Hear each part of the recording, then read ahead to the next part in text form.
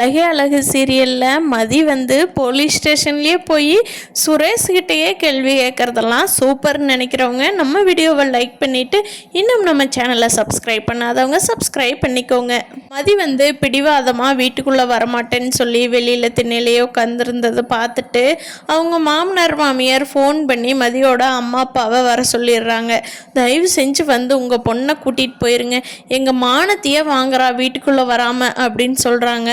அவங்க சம்மந்தி எங்கள் பொண்ணுக்கு நல்ல அட்வைஸ் தான் பண்ணி வந்தேனே எங்கள் சம்மந்தி, மறுபடியும் என்ன ஆச்சு அப்படிங்க, வாங்க உங்கள் வீட்டுக்கு கூட்டிகிட்டு போயிருங்க, எதுவாக இருந்தாலும் அப்புறமா பேசிக்கலாம் அப்படின்னு சொல்லவும் மதியோட அம்மா அப்பா வேகமாக ஆட்டோ எடுத்துகிட்டு வர்றாங்க. மதியை பார்க்குறாங்க. மதி வெளியில் உட்காந்துருக்காங்க, ஆடாமல் அசையாமல் எந்த உணர்ச்சியுமே வெளிக்காட்டாமல். அப்போது அவங்க அப்பா இறங்கி மதி வாமா வீட்டுக்கு போகலாம் அப்படிங்கிறாங்க. அப்பா நீங்கள் எதுக்கு வந்தீங்க இங்கே அப்படிங்கிறாங்க.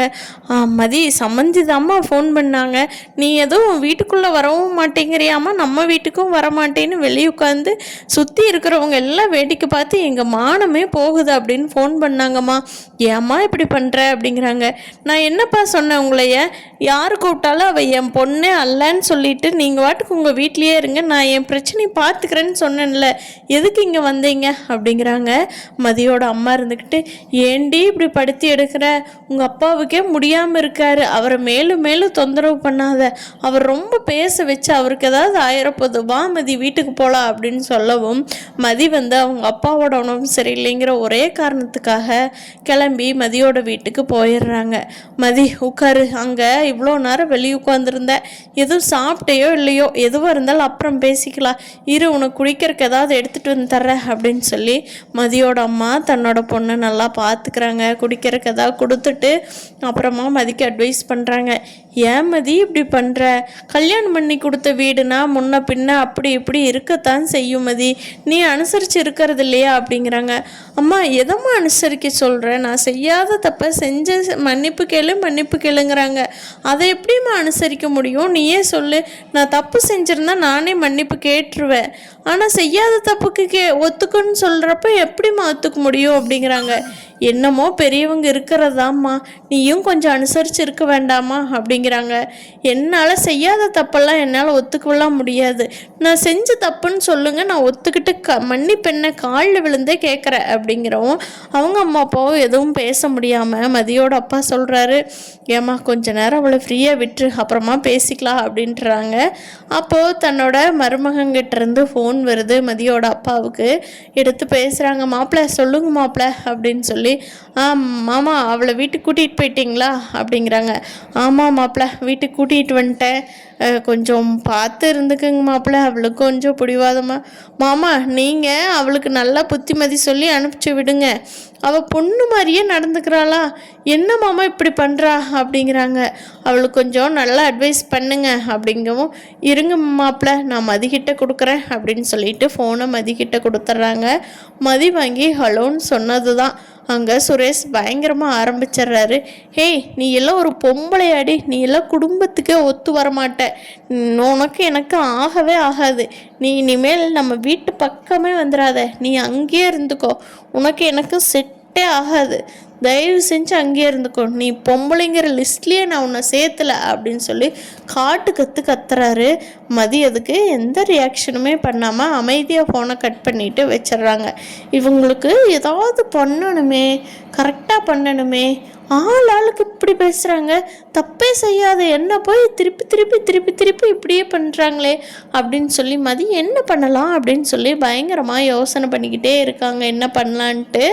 அங்கே சுரேஷோட வீட்டில் லக்ஷ்மி ராகவன் எல்லாருமே, அப்பாடா வீட்டை விட்டு அவள் போனதுந்தான் மனசுக்கு ஒரு மாதிரி அப்படியே இதயத்து மேலே பாறாங்கல்ல தூக்கி வச்ச மாதிரி இருந்தது லட்சுமி, அவள் வெளியே உட்காந்துருக்குற ஒவ்வொரு நிமிஷமும்.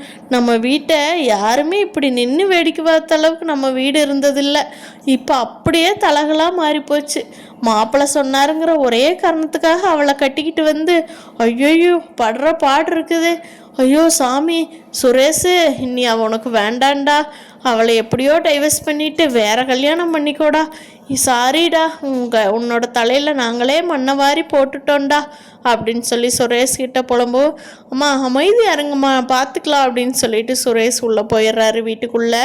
மலரும் பாக்யராஜும் போய் வீட்டுக்குள்ளே பேசிகிட்டு இருக்காங்க. மலர் சொல்கிறாங்க, பாக்யராஜ் பாத்தியா பாக்யராஜ் உங்கள் வீட்டில் எப்படியெல்லாம் அநியாயம் பண்ணுறாங்கன்னு அப்படிங்கவும், ஏன் மலர் அப்படிங்கிறாங்க. ஆமாம், அந்த சண்டை நடக்கிறப்போ நானும் அங்கே தான் இருந்தேன் பாக்யராஜ். மதி அப்படியெல்லாம் சொல்லவே இல்லை. அத்தையே கிரியேட் பண்ணி சொல்லி இப்போ அவளை மன்னிப்பு கேளுன்னு சொல்லி அவள் செய்யாத தப்புக்கு எப்படி பாக்யராஜ் மன்னிப்பு கேட்பா? அவள் கடைசி வரைக்கும் விட்டு கொடுக்காம இருந்தா பாரு. அதுதான் எனக்கு மதிக்கிட்ட ரொம்ப பிடிச்சிருக்கு. இதுவே நானாக இருந்தேன்னு வெயி, என்னை மன்னிச்சிருங்கன்னு சொல்லி என் மேலே தப்பே இல்லைனாலும் மன்னிப்பு கேட்டிருப்பேன். மலர் அங்கே நிற்கிற பாக்யராஜ், என்னதான் சொல்லட்டும், யாரோ எதுவோ எத்தனையோ அவள் மோசன்னே சொல்லட்டும், ஆனால் அவள் செய்யாத தப்புக்கு மன்னிப்பு கேட்கறதுல அவ்வளோ ஸ்டடியாக இருக்கா பாரு. மாதிரி இருக்கணும் பாக்யராஜ். நான்லாம் வேஸ்ட்டு. ஆனால் மதி சொன்னதும் கரெக்டு தான். நீங்கள் சுய இதே இல்லாமல் இருக்கிறீங்க அப்படின்னு சொன்னது ஒரு வகையில் கரெக்டு தான் பாக்யராஜ் அப்படிங்க. மலர் அந்த பொண்ணு தெரியாமல் சொல்லிருச்சு, அதை மனசுக்குள்ளேயே நினச்சிட்டு இருக்காது அப்படிங்கும். கரெக்டு தான், அவள் சொன்னது எல்லாமே கரெக்டு தான் அப்படின்னு சொல்லி மலரு பாட்டுக்கு புலம்பிக்கிட்டு இருக்காங்க. அப்போது வெளியே இருந்து ஒரு சத்தம் வருது, மலரு ஒரு கப்பு நிம்மதியாக காப்பி குடிக்கலாம், கொண்டுட்டு வா மலரு அப்படின்னு சொல்லி.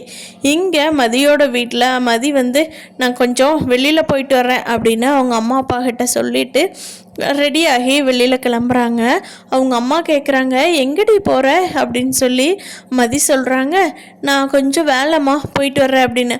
அதான்டி எங்கே போகிற சொல்லிட்டு போ, மறுபடியும் போய் ஏதாவது ஏழ்ரை இழுத்துக்கிட்டு வந்துடாத அப்படிங்கிறாங்க. ஏன் உன் மாப்பிள்ளை வீட்டுக்கு போயிடுவேன்னு நினச்சிட்டியா? அங்கெல்லாம் போகலை, நான் யாரு கூட சண்டை கட்டவும் போகல, எனக்கு கொஞ்சம் வேலை இருக்குது, போயிட்டு வர்றேன், அவ்வளோதான். உனக்கு அதுக்கு மேலே சந்தேகம்னா வா, எங்கூடவே பின்னாடியே வா, வந்து பாரு அப்படின்னு சொல்லவும் மதியோட அப்பா விடு, அவள் போயிட்டு வரட்டும் விடு அப்படின்னு சொல்கிறாங்க.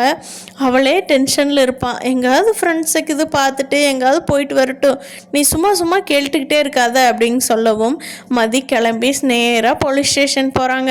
அங்கே சுரேஷ் உள்ளே உட்காந்துருக்காங்க. வெளியே இருந்து போகிற மதிக்கிட்ட பார்த்துட்டு அங்கே இருக்கிற கான்ஸ்டபிள், ஏம்மா என்ன பிரச்சனை அப்படின்னு கேட்கவும், என் வீட்டுக்காரரை பற்றி கம்ப்ளைண்ட் கொடுக்கணும், என் மாமனார் மாமியாரில், சப் இன்ஸ்பெக்டரை பார்க்கலாமா அப்படின்னு கேட்குறாங்க. அப்போ உள்ளே சுரேஷ்கிட்ட சொல்கிறாங்க, சார் உங்களை பார்க்குறக்கு ஒரு லேடி வந்திருக்காங்க அப்படின்னு சொல்லி. வர சொல்லுங்கள், ஏதோ குடும்ப விஷயமாமாங்க சார், வர சொல்லுங்கள் பார்த்துக்கலாம் அப்படின்னு சுரேஷ் சொல்லவும் அவங்க உள்ளே போமா அப்படின்றாங்க. உள்ளே வர்றது யாருன்னு பார்த்தா மதி வர்றாங்க. உட்காருங்க அப்படின்னு சுரேஷ் சொல்லவும் மதி உட்காந்துக்கிறாங்க. சார் எங்கள் வீட்டில் ஒரு பிரச்சனை, அதை பற்றி தான் உங்கள்கிட்ட கம்ப்ளைண்ட் கொடுத்துட்டு போகலான்னு வந்தேன் அப்படிங்கிறாங்க மதி. என்ன பிரச்சனை அப்படின்னு சுரேஷ் கேட்கவும், என் வீட்டுக்காரர் என்னை அடிக்கிறதுக்கு கை ஓங்குறாரு சார், எங்கள் மாமனார் மாமியார் நான் செய்யாத தப்புக்கு செஞ்சேன்னு சொல்லி என்னை பயங்கரமாக மன உளைச்சலுக்கு உள்ளாக்குறாங்க. இதுக்கெல்லாம் சப் இன்ஸ்பெக்டராக நீங்கள் என்ன சார் பதில் சொல்லுவீங்க? ஒரு பொண்ணாக உங்கள்கிட்ட கம்ப்ளைண்ட் கொடுத்தா அப்படிங்கவும் சுரேஷ் ஆடி போயிடுறாரு.